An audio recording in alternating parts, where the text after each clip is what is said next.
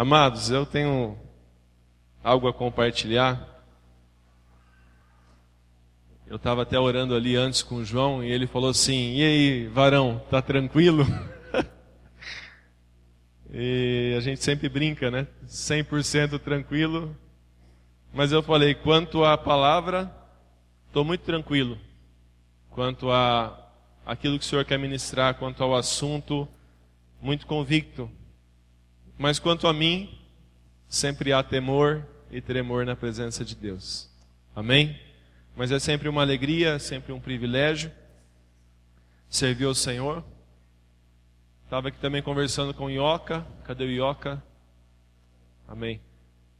E falando, né, nós estávamos comentando, ele falando isso comigo, eu falando com ele, não há nada mais nobre do que nós servirmos ao Senhor.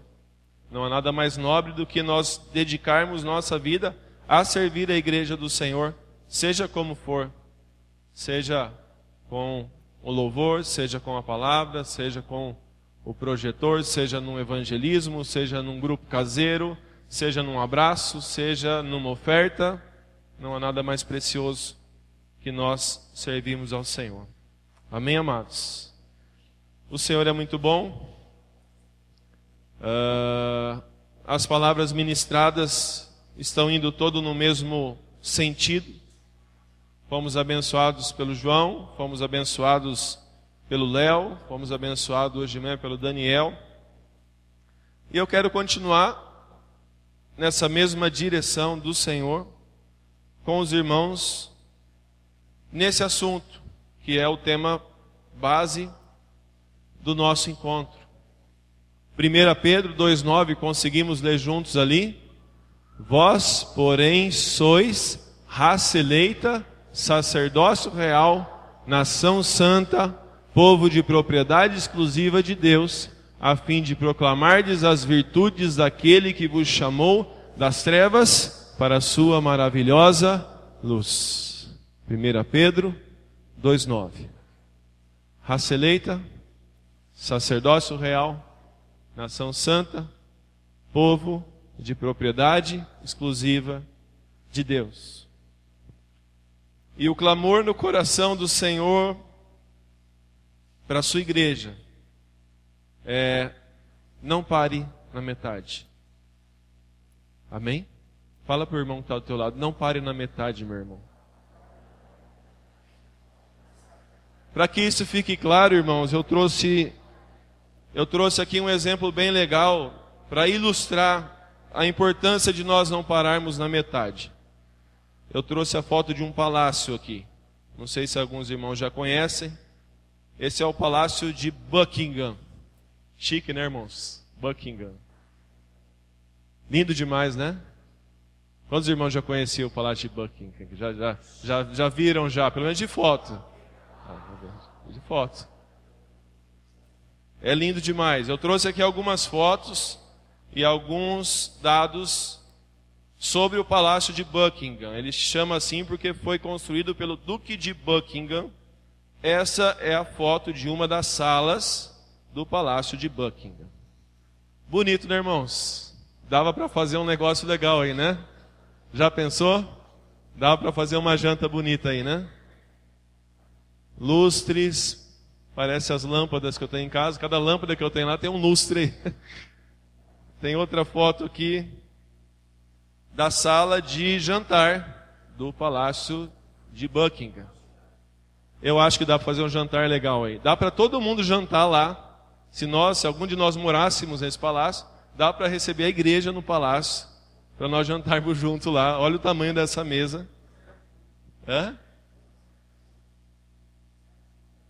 Dá para fazer reunião de grupo caseiro também, né? Bem tranquilo, espaço aqui não falta, né?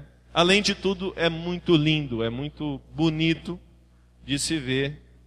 Tanto detalhe, tanta beleza, tanto capricho. Algumas curiosidades do Palácio de Buckingham é que ela é a residência oficial da Rainha da Inglaterra, construída em 1703, e hoje é um cartão postal. Todos que vão à Inglaterra querem visitar esse lugar, ou tentam visitar esse lugar, pelo menos. Ele possui 775 quartos, 19 salas, 92 escritórios, 78 banheiros e em seu interior existem 40 mil lâmpadas. Imagina a conta de luz que deve vir desse palácio. Há 1.514 portas e 760 janelas. Ele possui uma capela, piscina, agência dos correios, cafeteria, enfermaria e um cinema. Os jardins cobrem 16 hectares, além de ter um heliporto, possui lago, fauna e flora diversificadas. A troca de guarda ocorre diariamente e tem duração de 45 minutos e é o charme do local. Quem já foi, viu, é muito bonito ver essa troca de guarda acontecer. É muito bonito ver aqueles soldados com aqueles capacetes bem altos assim, fazendo a troca de guarda, mas enfim, é um lugar que eu acho que, vamos imaginar se fosse em Rio Preto aqui, quem gostaria de morar num palácio desse? Com as contas pagas, é claro, né? Com a conta de luz, pelo menos, porque deve vir alta, né? Dá para receber os irmãos de fora, dá para fazer um retiro dentro de casa, né? De tão grande que é. Mas a pergunta que eu quero fazer para os irmãos é a seguinte. Próxima foto. Você trocaria a sua casa, você moraria no Palácio de Buckingham, nesse estado? Não tem nenhuma luz, não tem ainda as louças, provavelmente. Não tem água encanada. Não tem teto, tá igual aquela casa muito engraçada. Não tinha teto, não tinha nada. Ela está desse jeito. Ela está inacabada, ela está ali cheia de ferro, cheia de tijolo, cheia de cimento, cheia de gente trabalhando. E com certeza, por mais simples que seja a sua residência, você vai chegar à conclusão que é melhor eu ficar em casa, né? Afinal, lá tem um banheiro para eu usar, lá tem minha caminha para eu dormir, lá tem um ar-condicionado se eu precisar ligar, se fazer calor. Lá tem um lugar para eu comer, dá para eu ligar a geladeira na tomada, dá para eu ligar a luz se estiver escuro. E a resposta normal, a não ser que você seja um aventureiro, é: eu prefiro ficar na minha casa. Amém? Eu prefiro ficar na minha casa. É bonito, é grande e tudo mais, mas eu prefiro ficar em casa. E por que eu trouxe essa ilustração, amados? Porque a beleza de uma obra, ela se dá quando ela chega ao seu destino final. Ninguém gostaria de ter uma Ferrari pela metade, sem as rodas, sem os bancos, sem gasolina. Estou usando exemplos de coisas físicas para trazer um ensino espiritual. Ninguém gostaria de morar num palácio, por mais pomposo que seja, por maior que seja, se nele não há condições para que se more lá. A beleza de algo está nele encontrar o seu destino. Assim como a beleza do nosso chamado, a beleza da nossa identidade, a beleza da nossa vida com o Senhor, é que ela encontre a sua finalidade. Amém, amados? É que ela encontre o seu motivo, é que ela encontre aquilo que estava no coração do Pai antes até de te salvar. E é com essa ilustração que eu quero entrar nesse assunto de identidade e missão, usando aqui alguns versículos. E eu peço ao Senhor que Ele me dê graça, eu peço ao Senhor que Ele me use, eu peço ao Senhor que eu não o atrapalhe, para ministrar aos irmãos da importância de nós sabermos a nossa identidade e a importância de nós sabermos também a nossa missão. Para mim, o versículo que deixa mais claro essa realidade, depois de 1 Pedro 2,9, é Marcos 3,14. Abre comigo aí Marcos 3,14. E se possível, marque na sua Bíblia esse versículo.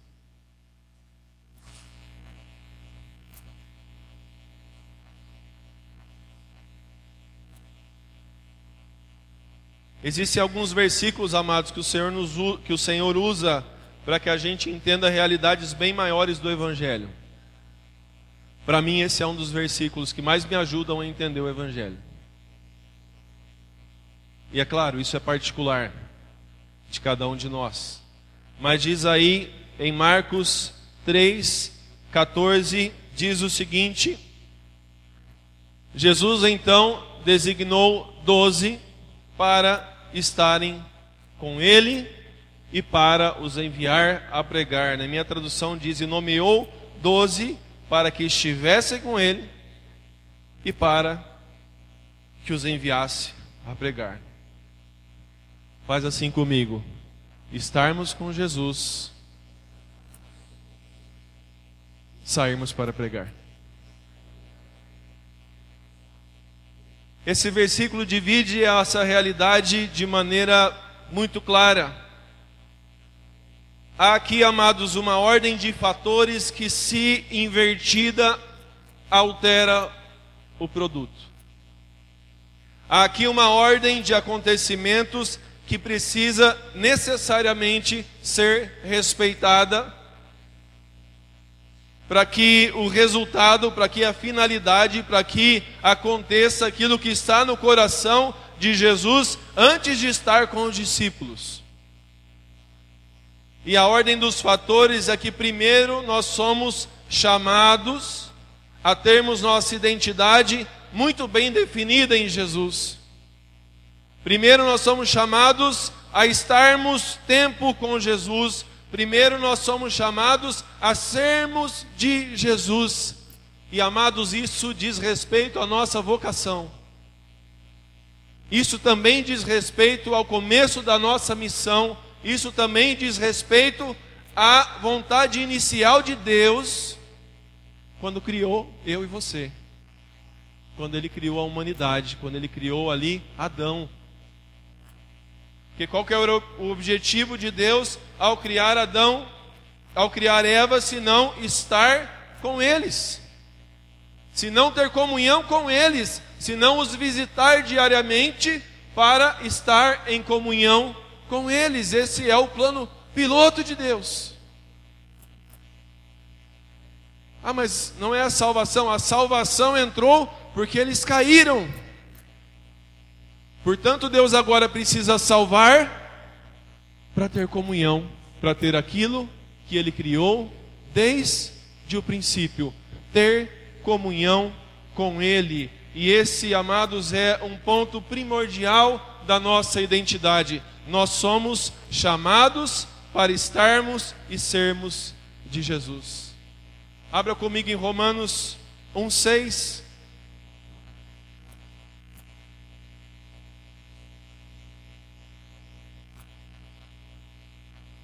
Isso diz respeito ao nosso chamado. E chamado na Bíblia quer dizer vocação.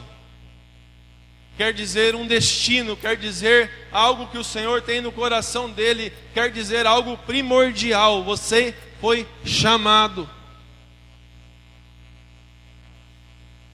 E um dos principais chamados que nós temos, diz Romanos 1:6, é que entre os quais sois também vós para serdes de Jesus.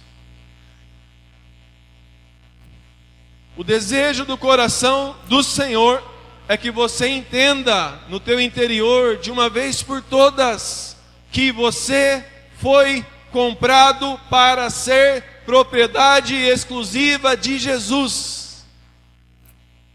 Você não pertence mais a você mesmo se você foi comprado pelo sangue de Jesus. Amém, amados? Amém?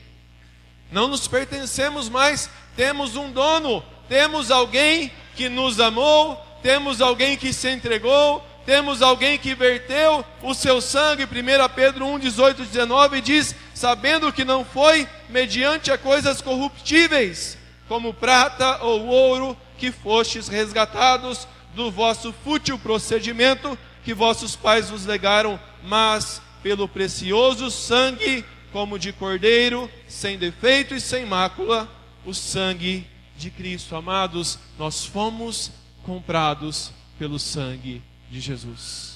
E nós fomos comprados pelo sangue de Jesus, não para que isso seja algo nominal, não para que isso seja algo sabido, não para que isso seja algo que, amém, agora eu já sei, ok, legal. Não, você foi comprado para pertencer a Jesus de fato e de verdade. Você foi comprado para ter relacionamento. 1 Coríntios 1, 9. Não precisamos abrir, podemos ver ali no slide. Mas diz o seguinte: fiel é Deus, pelo qual fostes chamados, repete comigo, chamados, à comunhão de seu Filho, Jesus Cristo, o nosso Senhor. Há um chamado, há uma ordem de Deus, e glória a Deus por essa ordem. Há um anseio no coração de Jesus, há um desejo íntimo no coração de Jesus. Eu notei alguns versículos aqui que falaram comigo nesses dias, mas amados, eu me constranjo com o desejo de Jesus em nos ter, em me ter perto dele. Sabe por quê, amados? Quando eu olho para mim mesmo, como diz aquela canção, ó quão falho eu ainda sou, na verdade eu não entendo nem o amor de Deus. Eu entendo que Ele me amou, mas o que fez me amar, uma vez eu ouvi um autor falar, é o fato dele ser o próprio amor. Mas para mim já seria uma graça superabundante o fato do Senhor ter me amado e ter me salvado. Mas me constrange o fato de que Ele não quer só isso. Me constrange o fato de que Ele me amou, Ele me salvou e Ele me quer pertinho dele. Quanto se constrange com essa realidade espiritual? Ele te quer pertinho dele. E quem diz isso não sou eu quero ler com você João 17, 24. Abre comigo aí, amados.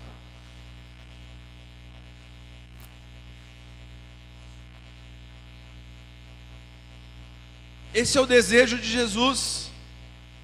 Esse é o clamor do coração de Jesus. Essa é a oração de Jesus registrada em João 17. Jesus está orando ao Pai antes de ser crucificado. Eu imagino que ele resumiu os principais assuntos nessa oração.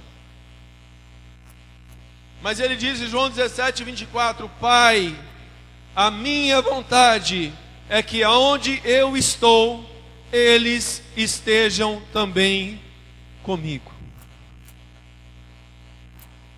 Pai, a minha vontade é que onde eu estiver, o Adão seja bem pertinho de mim. A minha vontade é que onde eu estiver, o Vini seja pertinho de mim. O Figueira, eu quero o Figueira pertinho de mim. A minha oração é que aonde eu esteja, Senhor, aqueles que o Senhor me deu, estejam também comigo. Em João 14, 3, ele diz: e quando eu for e vos preparar lugar, voltarei e vos receberei para mim mesmo, para que aonde eu estou, estejais vós também, amados. Jesus está nos preparando morada. Hoje estamos com o Espírito Santo dentro de nós, porque Ele não nos deixou órfãos, mas Ele está hoje preparando morada. Por que Ele está nos preparando morada? Porque Ele nos quer pertinho dEle. Ele é um Deus zeloso. Quantos são pais aqui?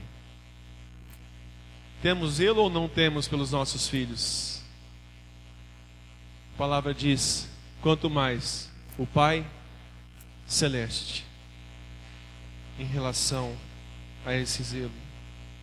Eu me lembro de uma experiência que eu passei há um tempo atrás, e eu acho que eu já contei para os irmãos ou em alguma ministração.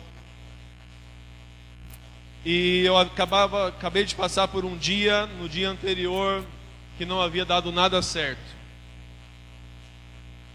E não havia dado nada certo. em alguns pontos eu colaborei para que não desse algumas coisas certas. Em outro foi a vida mesmo, que às vezes não é tão bela quanto a gente pensa.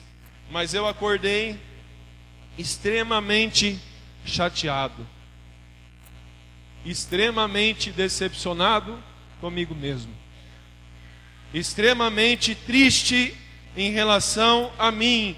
E quando nós pensamos dessa forma, já vem todo tipo de pensamento depreciativo.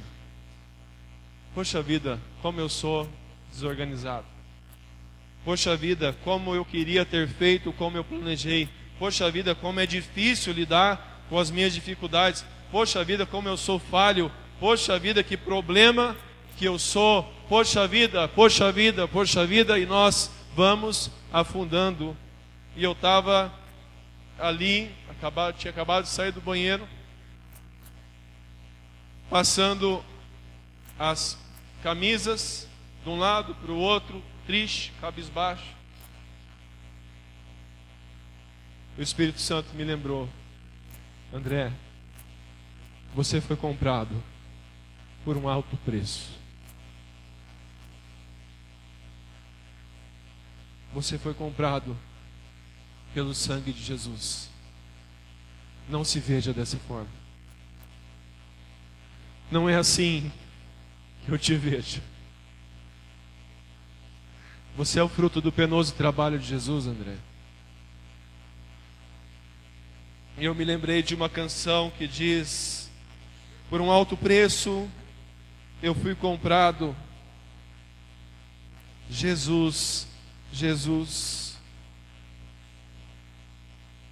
E naquele momento eu comecei a chorar, naquele momento eu já me senti ali renovado pelo Espírito Santo. Mas, amados, sabe o que me veio no coração naquela hora? Senhor, como o Senhor é um Deus zeloso. Eu não estava orando, amados, eu não estava buscando o Senhor, eu não estava louvando ao Senhor, eu estava chateado com as minhas falhas. O Espírito Santo me visitou enquanto eu olhava minhas camisas. Sabe o que é isso, amados? É um Pai zeloso. É um Pai que te ama. É um Pai que sabe o que você está passando. É um Pai que cuida de você nos mínimos detalhes. É um Pai que responde o teu clamor. Vindo para cá no sábado agora, nós saímos de casa, era mais ou menos 1h30. Passamos na casa da Jéssica. Cadê a Jéssica? Tá aí a Jéssica?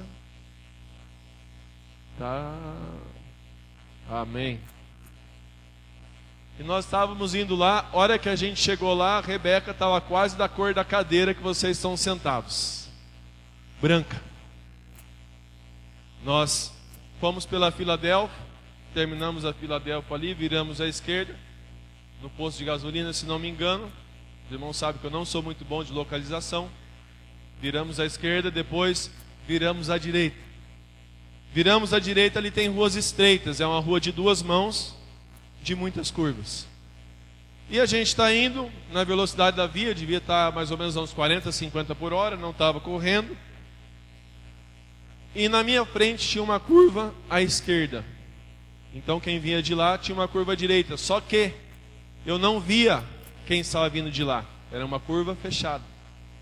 Amados, quando eu estou indo para fazer a curva, vem um carro do lado de lá, mais ou menos a uns 70 por hora, não sabemos precisar. E ele passa a uns 5 metros à frente do meu carro. Ele não fez a curva. Ele passou reto. Ele passou reto, passou na frente do meu carro, uns 70 por hora. Ele deve ter, não sei se ele estourou os pneus dele na guia, mas ele já passou subindo a guia.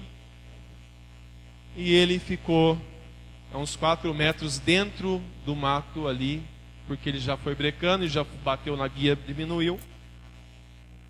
E eu parei olhando assim, diminuiu o carro, passamos assustados. Amados, por 5 segundos, por 5 segundos, por 3 segundos, por 2 segundos, eu não sei. Eu estava a 50, ele estava a 70. Nós não sofremos um grave acidente vindo para cá no sábado. Quando nós passamos do lado do carro, tinha um cara dirigindo, uma mulher no passageiro e uma criança no colo da mulher.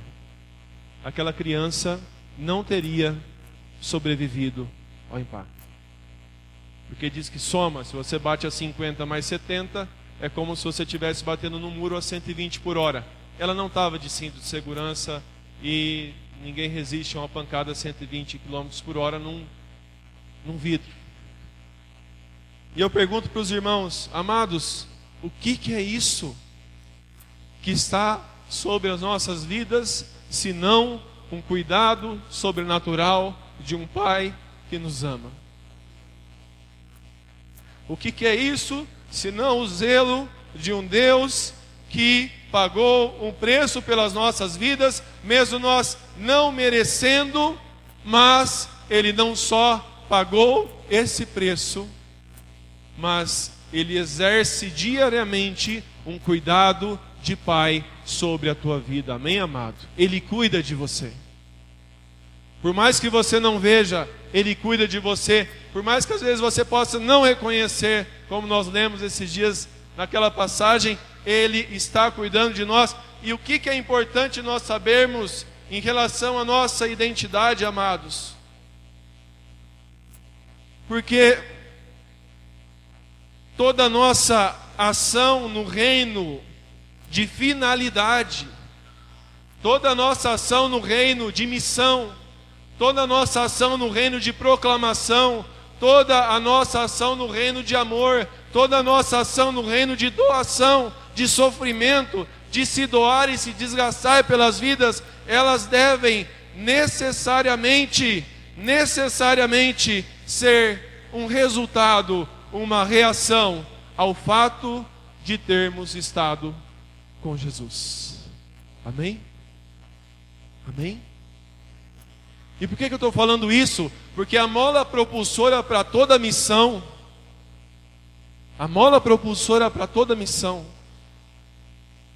é o fato de nós sermos tocados pelo Espírito Santo de Deus e pela palavra do Senhor, e termos entendido esse chamado inicial de intimidade com o Senhor e de estarmos com Jesus. Abre comigo em Atos 4:20 para nós vermos isso na palavra.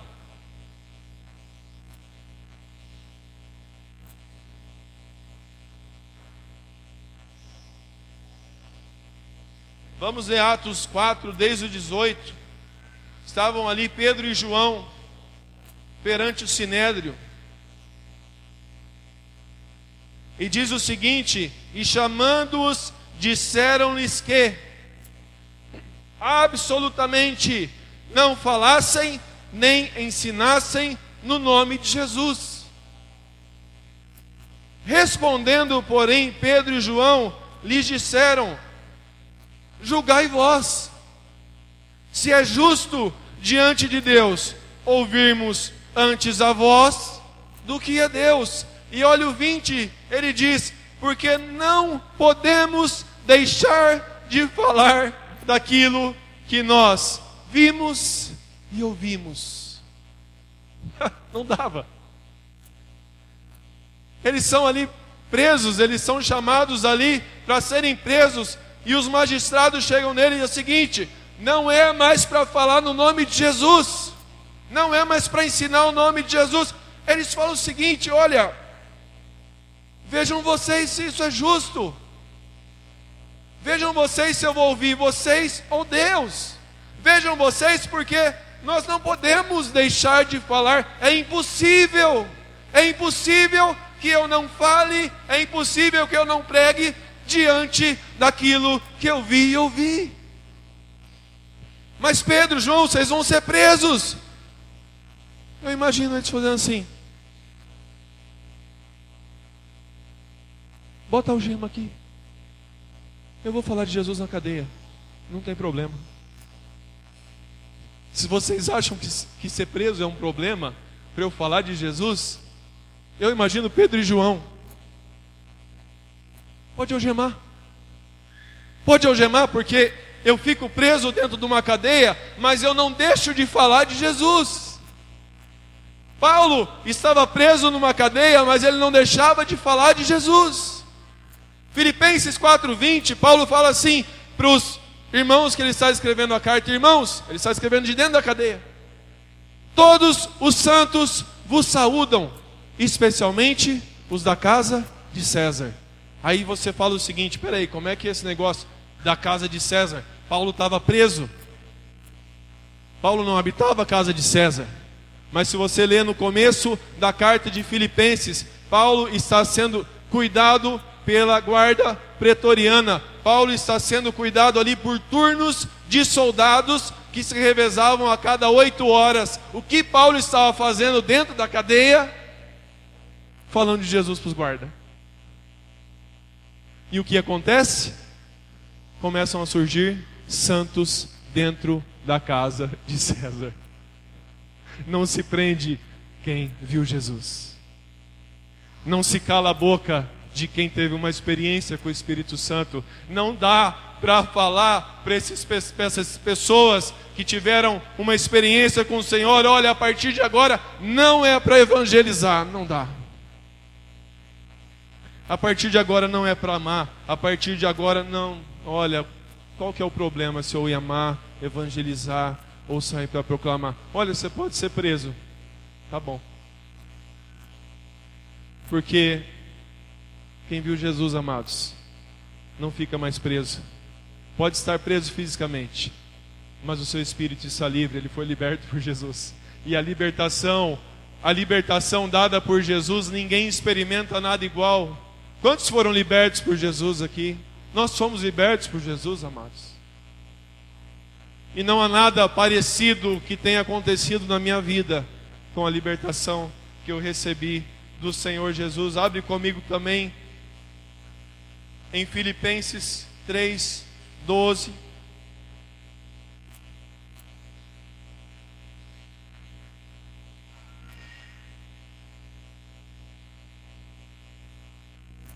Paulo vai falar dessa realidade.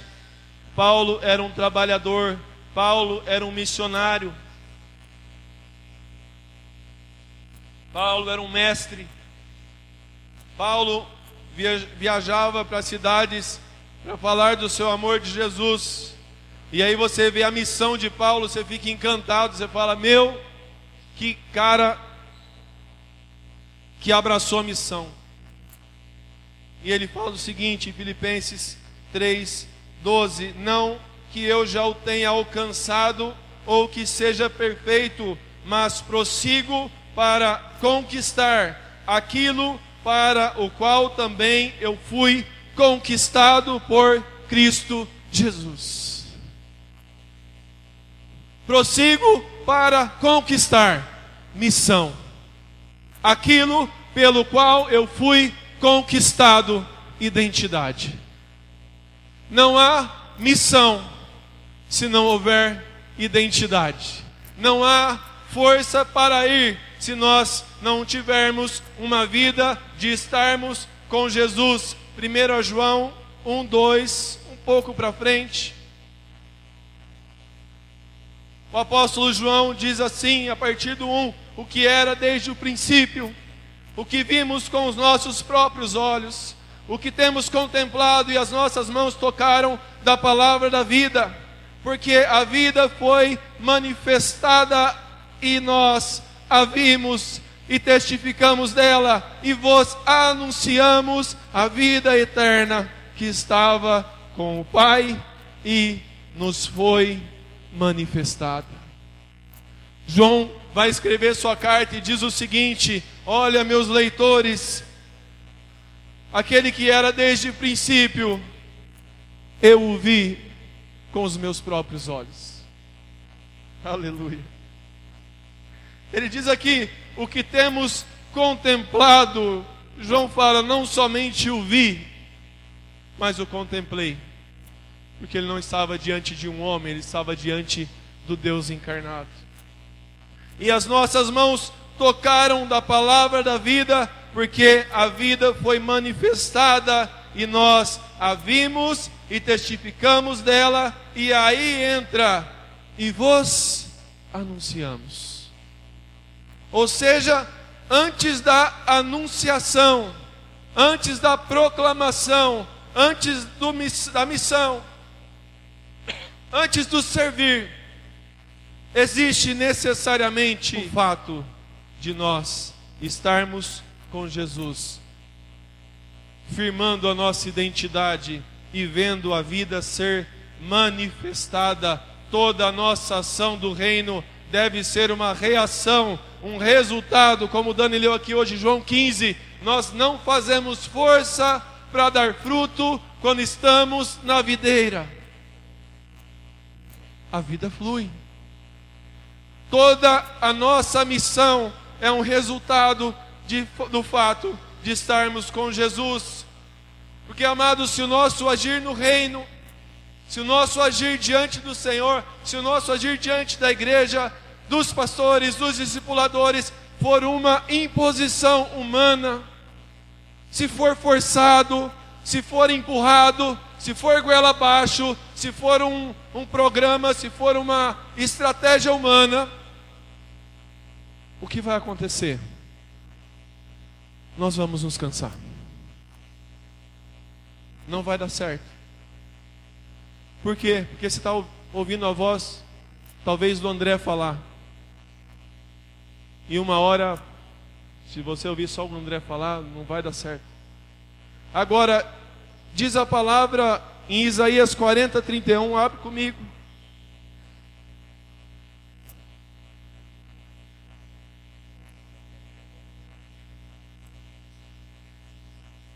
No 30 ele fala sobre os jovens.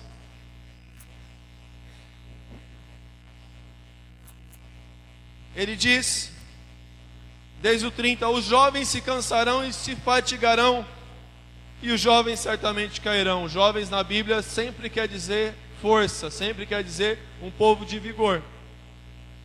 O 31 diz, mas o que esperam no Senhor renovarão as suas forças e subirão com asas como águias, correrão e não se cansarão, caminharão e não se fadigarão.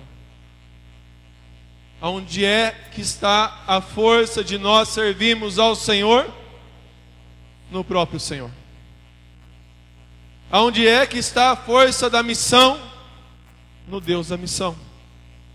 Onde é que está ali o motor que nos leva a servir, amar, nos desgastar com alegria, porque a palavra diz que nós devemos servir de boa vontade e não de má vontade. Amados no próprio Senhor. Eu me lembro de um dia que nós estávamos ali ainda na Barretos. E é um dia que o Azaf estava lá. E nós tínhamos feito salgado ali no fundo. E aí eu estou encostado ali naquela muretinha que tinha. A gente ficava ali conversando. Eu não lembro quem estava comigo, se era o Juninho, se era o Moisés, se era o Davi. E aí me chega o Azaf com a mochilinha dele nas costas, comendo um salgado. E ele tinha chegado de algum país, para resumir a história. Ele estaria com a gente e ia para outro país, para outro continente. Ele virou para mim e falou assim, André, aquele jeito, né? André, eu até assustei. Oi, Azar. Você sabe onde está o vigor de um homem de Deus? E eu fiquei pensando, né? Onde está o vigor de um homem de Deus? E quem estava me fazendo a pergunta é um homem que já estava ali com seus 50 e tantos anos, trabalhando para o Senhor Jesus de uma maneira inspiradora. E eu falei, não, Azaf, me ensina essa aí, me ajuda aí.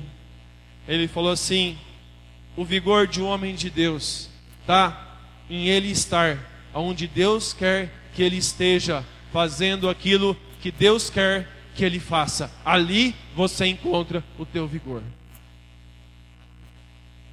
E eu falei, como só podia falar, amém, Azaf. Está me ensinando mais uma. Ele falou, o vigor que nós encontramos está na obediência de nós estarmos onde o Senhor quer que a gente vá. Então, se é um medo aqui em relação à missão, de cansaço, de sobrecarga, ai, que eu não vou conseguir, por favor, isso não existe. Porque se estamos onde o Senhor quer que a gente esteja, Ele nos dá vigor. Amém, amados? Me lembro esses dias atrás que eu vivi algo onde eu pude experimentar um pouco disso. Eu estava num dia que eu ia sair com a Rebeca. Nós iríamos ter um dia mais tranquilo. E eu estava para visitar a filha da Jaque. Lembra, Jaque? A Roberta. E aí a gente programou o dia, né? Ó, vamos fazer assim, né? 2 horas a gente passa ali na Jaque, visita a Roberta. Fazia tempo que a gente estava para ir para lá. E nós colocamos isso no nosso coração. De manhã a gente orou e nós oramos por essa visita. Mas, amados, tudo deu errado. Para variar, quando você quer fazer alguma coisa para o Senhor, parece que tudo se levanta contra. Chegou o cara do armário que ia em casa mais cedo, atrasou. O cara que eu tinha combinado não foi os funcionários dele. Eu não ia deixar a casa sozinho, esperei um pouquinho. Eu sei que a gente saiu de casa, ia sair um pouco antes das 2, a gente saiu. Que hora que a gente chegou lá já? Umas 4 horas?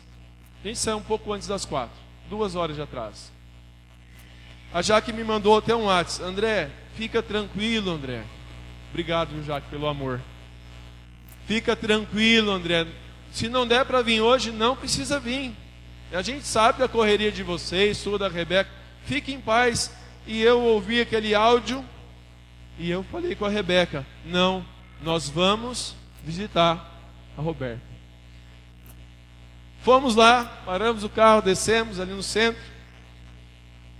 Eu tinha uma palavra para entregar para o Roberto, que o Senhor me lembrou durante o dia. E eu, no meu coração, né, vou lá, vou abraçar os irmãos, vamos estar lá, vamos levar essa palavra, vamos orar. Não fui com o tempo cronometrado, sempre vou naquilo que o Senhor quer fazer. Mas, amados, o que eu quero compartilhar com os irmãos? Eu pedi um momento e eu falei: eu posso orar?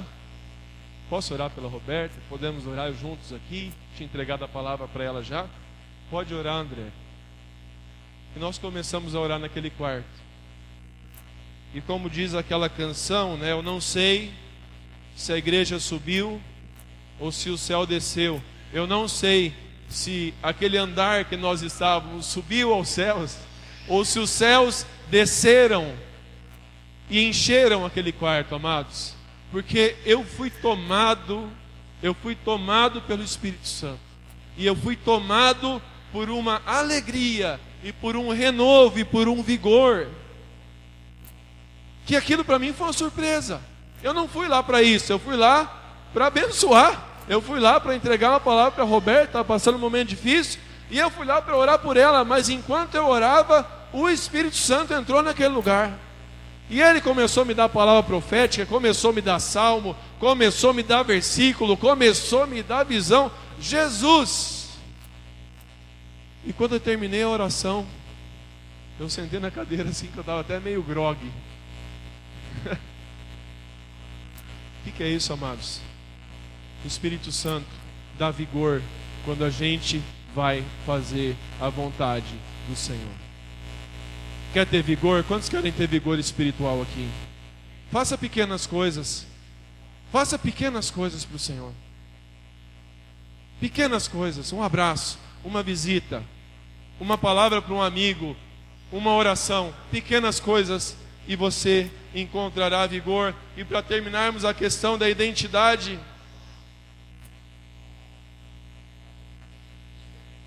o nosso chamado para estarmos com Jesus.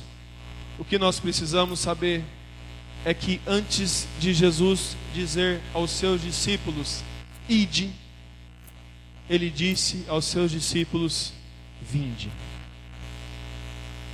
E nós não podemos querer cumprir o ide se antes nós não cumprimos o vinde. Amados, há uma ordem de fatores, eu quero repetir isso aqui, há uma ordem de fatores que altera o resultado. Querer dar fruto sem estar ligado à videira é fazer força e força e força para não ter fruto. Agora, querer dar fruto estando na videira é fazer força para estar com a videira. para mudar minha vida, para mudar os meus horários, para mudar meus hábitos, porque eu conheci Jesus e Ele me ama, eu quero estar com Ele. E quando nós estamos com Jesus e cumprimos o vinde a mim, em Mateus 4,19, e eu vos farei pescadores de homens, nós ouvimos o vinde primeiro. Quando nós ouvimos o vinde a mim, em Mateus 11:28, que Ele diz: vinde a mim, todos vós que estáis cansados e sobrecarregados, e eu vos aliviarei. Tomai sobre vós o meu jugo e aprendei de mim, que sou manso e humilde de coração, e acharei descanso para as vossas almas. Amados, depois que nós cumprimos o vinde, nós podemos tranquilamente, sem crise, sem forçação de barra, sem imposição, nós podemos cumprir o ide do Senhor. Amém, amados? Quantos querem cumprir o ide do Senhor? Vinde a mim, diz o Senhor nessa noite. Estejam comigo. Mas, Senhor, eu tenho um monte de ansiedade no meu coração, tenho um monte de problema, tenho um monte de limitação. Vinde a mim, todos vós que estáis cansados. É Jesus te falando: querido, abre esse teu coração e fala as coisas que tem que falar. Descarrega, tira de dentro de você, põe diante do meu trono. Eu te amo, e como um pai que te ama, Ele não quer você preocupado e sobrecarregado, Ele quer você tranquilo e feliz, para que você possa expressar a alegria dEle, em nome de Jesus.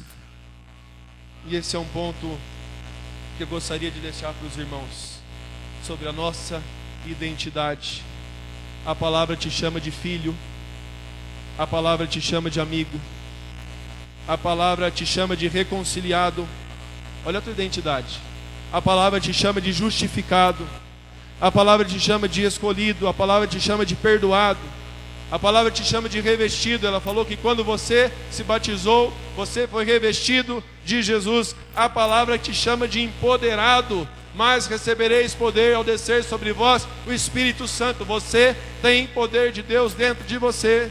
A palavra te chama de vaso de honra, a palavra te chama de vocacionado, a palavra te chama do alvo do amor do Senhor, a palavra te chama da menina dos seus olhos, a palavra te chama de Israel do Senhor, a palavra te diz que você foi comprado pelo sangue de Jesus. Amados, Deus é bom demais. Aquilo que Deus dá não é pouco não, aquilo que Deus te chama não é pouca coisa. Mas qual é o desejo do Pai? É que isso, amados, não seja uma simples informação na tua mente, mas que você desfrute dessa realidade. Vou dar um exemplo aqui, eu chamar meu pai aqui. Vem cá, pai, não tinha te avisado, mas me ajuda aqui.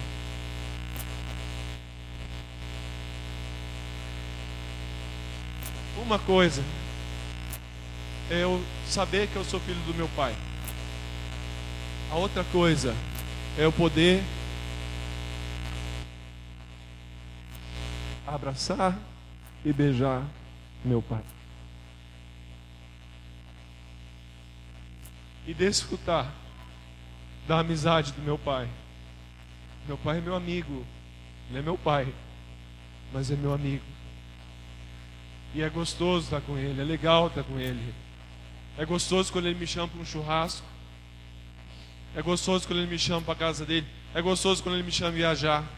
E o pai, é uma delícia quando você chama a gente para viajar. Super legal. Mas, amados, o que é isso? Isso não é algo nominal. Isso é algo que eu desfruto. Isso é algo que, em relação a Deus, não pode ser algo... Obrigado. Não pode ser algo aonde todas essas informações e palavras que eu falei, elas estão bonitinhas na minha mente, elas estão bonitinhas naquilo que eu sei, naquilo que eu vi, só que isso não gerou em nós a realidade de nós experimentarmos esse relacionamento. E toda essa palavra, essa primeira parte, eu quero estimular aos irmãos: irmãos, desfrutem da doçura do relacionamento com Jesus através do Espírito Santo e através da palavra, e seja ela onde ela estiver. Que isso não seja nominal em nosso meio, mas uma realidade espiritual na tua vida. Jesus fala: já não vos chamo servos, vos chamo amigos. Amados, eu tenho até que tomar cuidado quando Jesus me chama de amigo dele, para não ficar me achando tanto, porque ele me chama de amigo. Isso é minha identidade, isso é o que ele quer que eu desenvolva com ele: amizade, identidade. Porém, contudo, todavia, entretanto, nós não podemos parar. Amém? Somente no fato de sermos identificados com aquilo que nós recebemos em Cristo Jesus. Há tempos atrás eu dei uma palavra aqui para os jovens nesse mesmo local, sobre o que somos em Cristo Jesus. E deu 1h20 de ministração somente nesse ponto de o que somos em Cristo Jesus. E o meu clamor, o clamor do Senhor é: não podemos parar somente na metade do nosso chamado. Não podemos somente parar na nossa identidade. Não podemos somente parar nesse ambiente gostoso e confortável que é estarmos com Jesus. E por que nós não podemos parar? Porque Jesus falou que nós deveríamos estar com Ele e nos enviar a pregar. Se Jesus falasse que só estar com Ele bastava, eu estaria aqui falando: vamos somente estar com Jesus. Mas eu tenho orado diante do Senhor para que o meu coração esteja comprometido com toda a palavra de Jesus, com todo o Evangelho de Jesus, não com a parte legal. Não que missão não seja legal, mas não com a parte confortável, não com a parte que diz respeito àquilo que eu recebi em Jesus. E Jesus nos disse que nós não podemos simplesmente estar com Ele. Ele não nos chamou, Ele não te chamou para que você simplesmente esteja com Ele, mas para também te enviar a manifestar o reino dEle aonde você estiver. E o que é nós pararmos na metade, amados? Pararmos na metade é amarmos e nos encantarmos tanto com a nossa identidade e nos esquecermos de nossa missão. Pararmos na metade é pensar que o Evangelho e o amor de Jesus e que o sangue de Jesus, ele acaba em mim e não nas pessoas que estão à minha volta. Pararmos na metade é achar que somos apenas receptores de uma graça imerecida e não transmissores de salvação aos perdidos. João 4,14. João 4,14, abra comigo.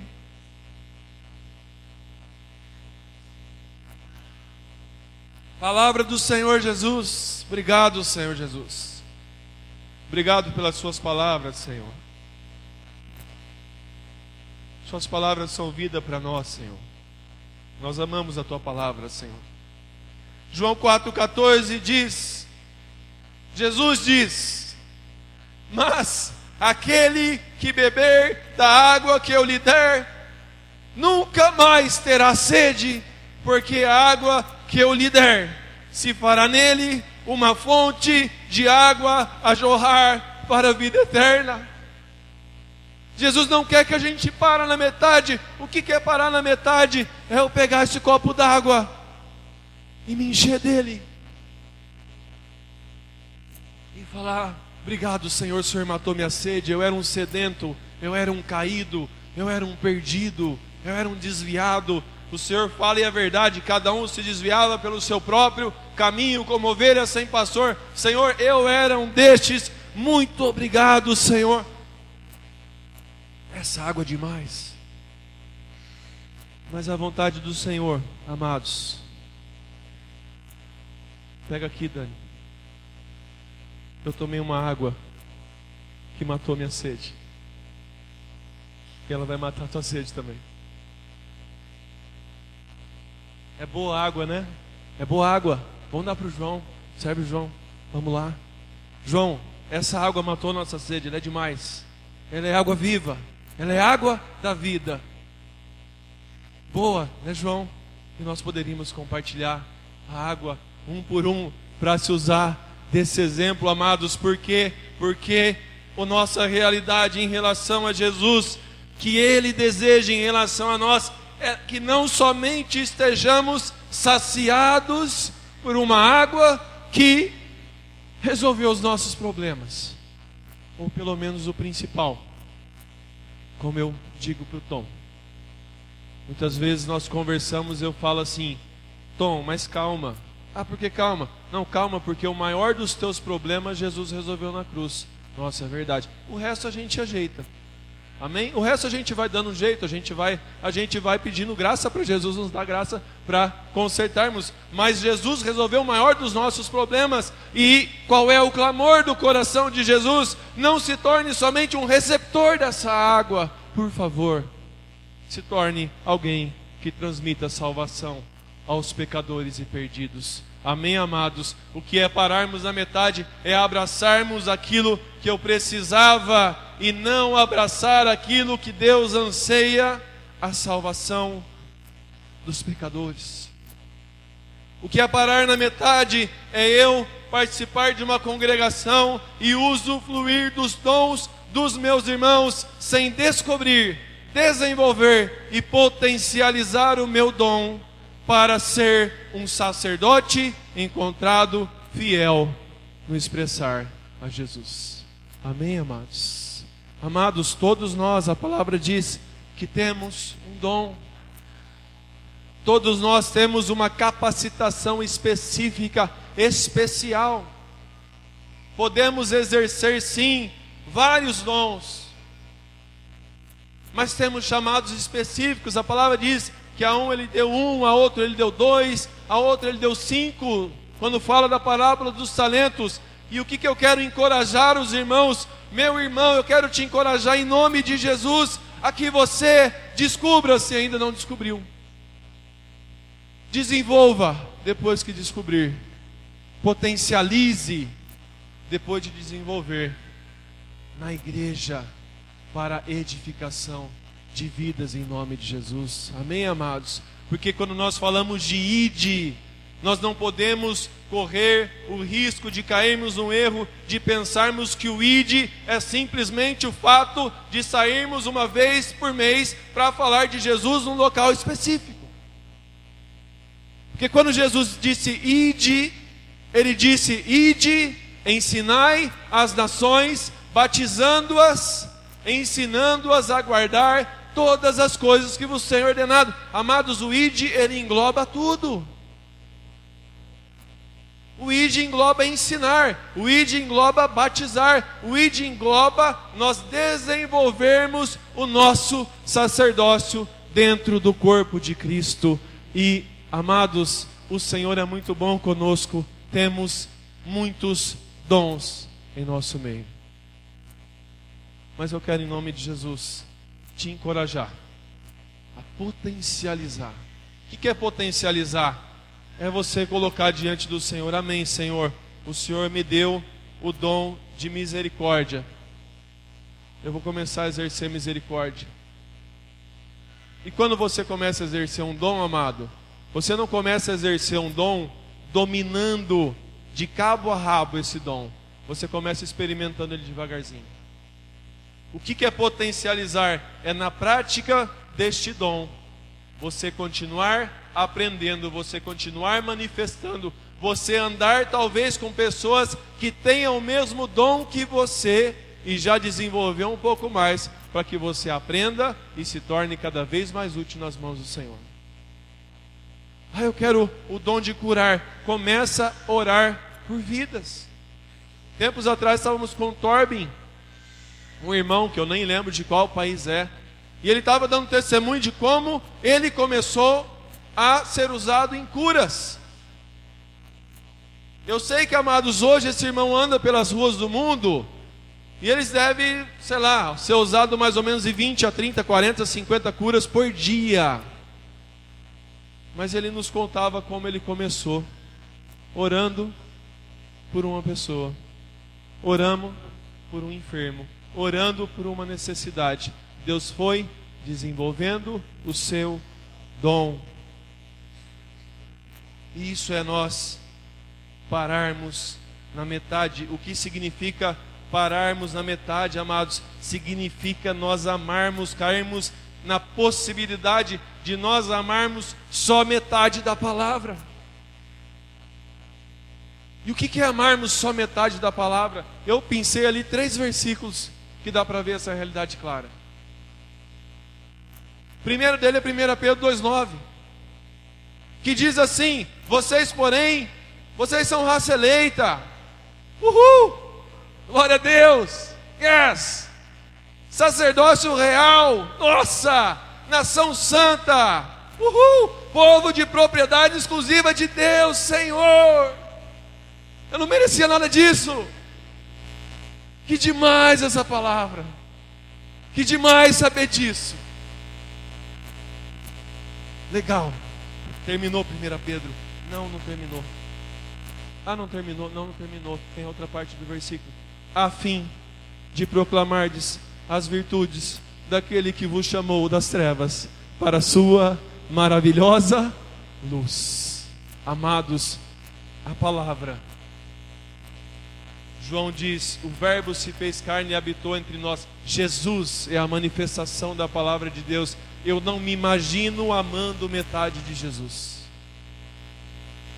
E nós não podemos amar metade das palavras que o Espírito Santo inspirou para que fossem escritas. Um outro exemplo é Marcos 3,14. Então designou 12 para estarem com ele. Legal!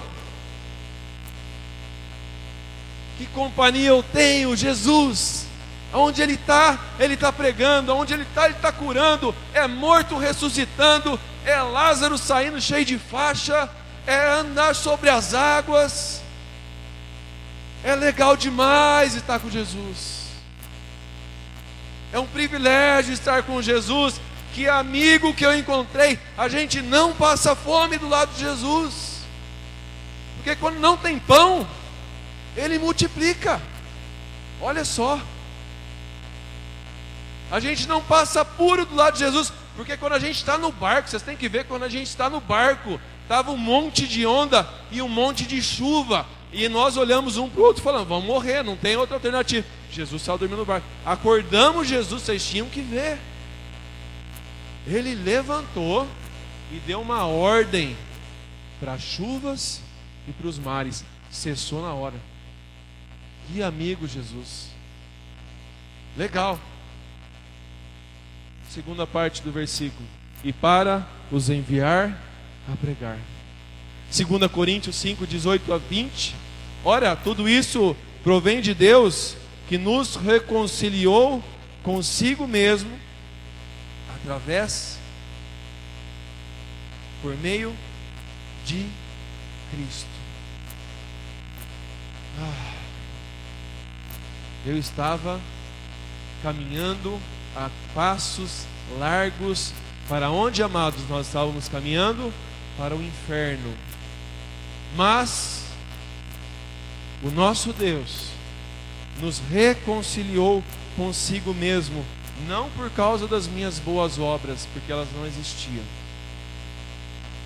não por causa do meu bom comportamento, não por causa da minha postura que era mais ou menos bonzinha diante de Deus. Não, nos reconciliou consigo mesmo por meio de Cristo e nos deu o ministério da reconciliação, a saber que Deus estava em Cristo, reconciliando consigo o mundo, não lhes imputando as suas transgressões, e nos confiou a palavra da reconciliação.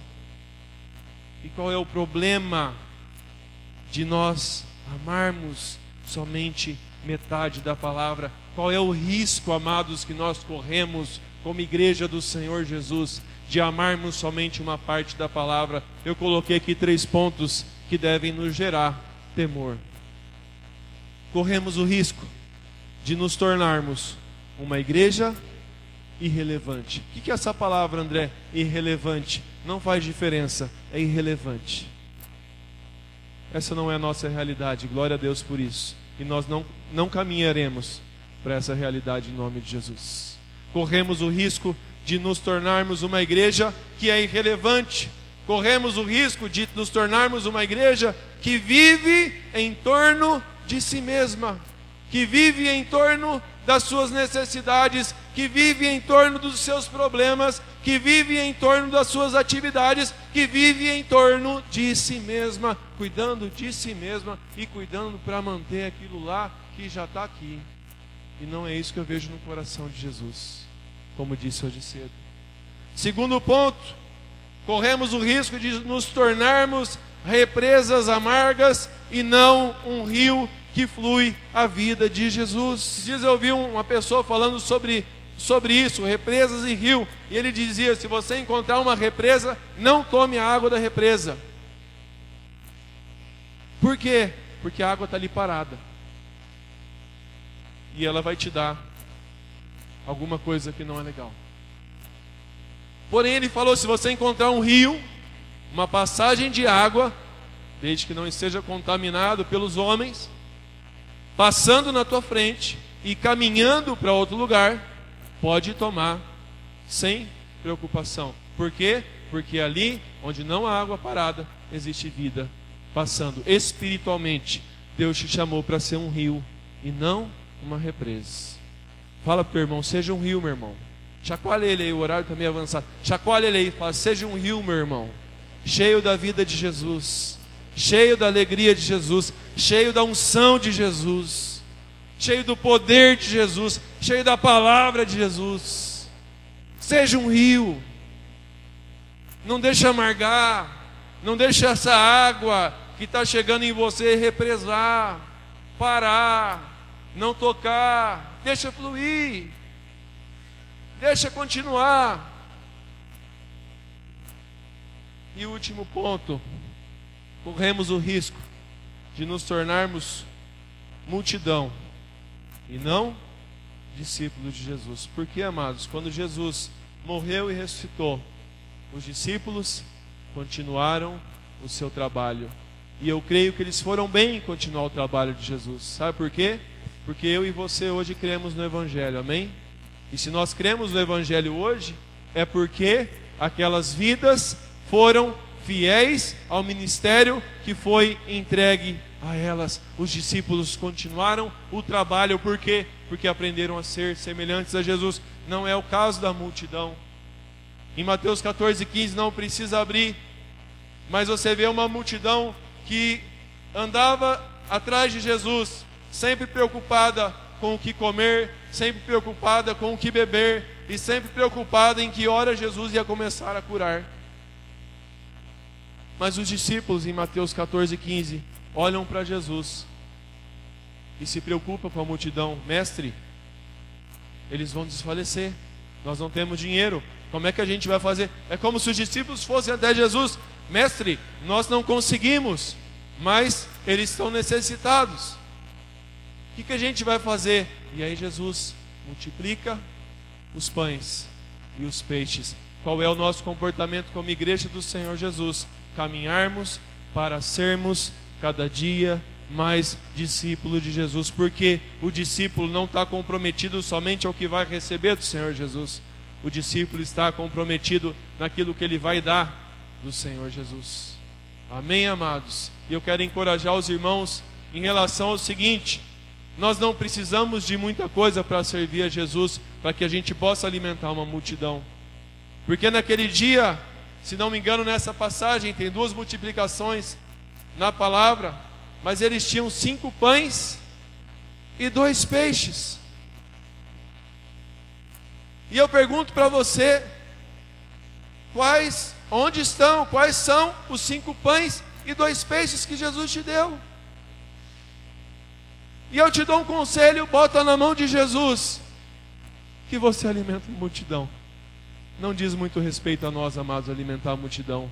Diz muito mais respeito a Jesus do que a nós. E para finalizarmos, eu quero profetizar sobre tua vida. Te convido a colocar de pé.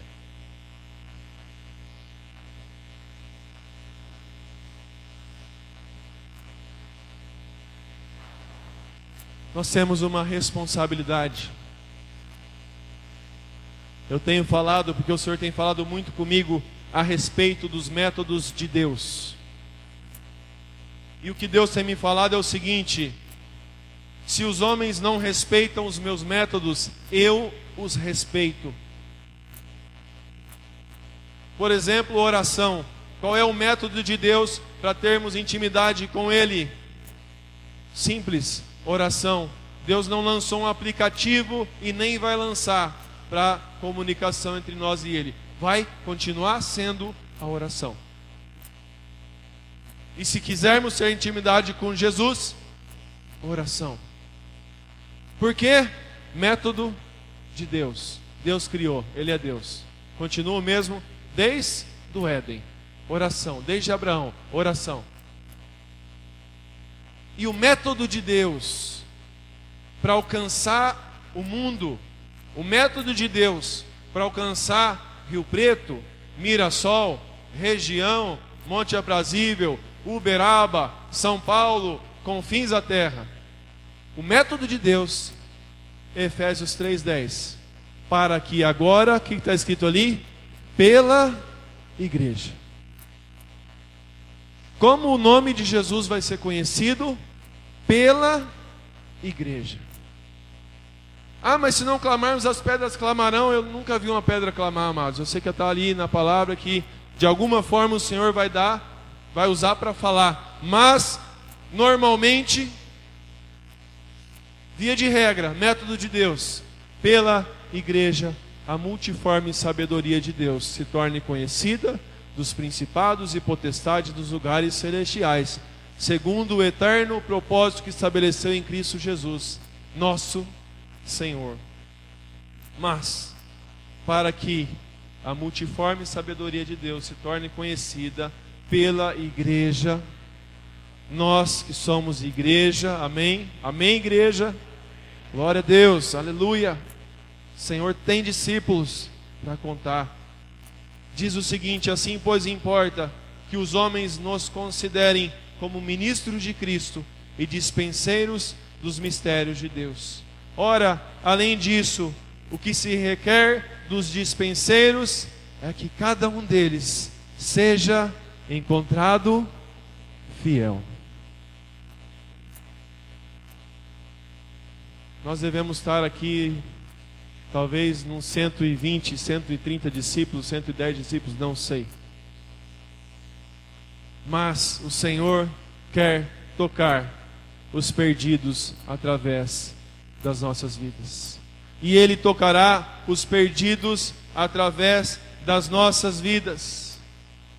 Quando nós assumirmos não somente a nossa identidade, mas também a nossa missão.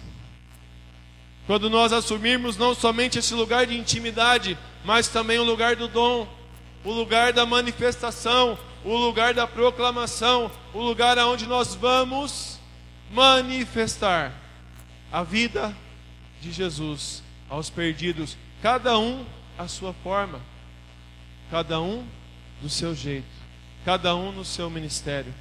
E eu quero, em nome de Jesus, profetizar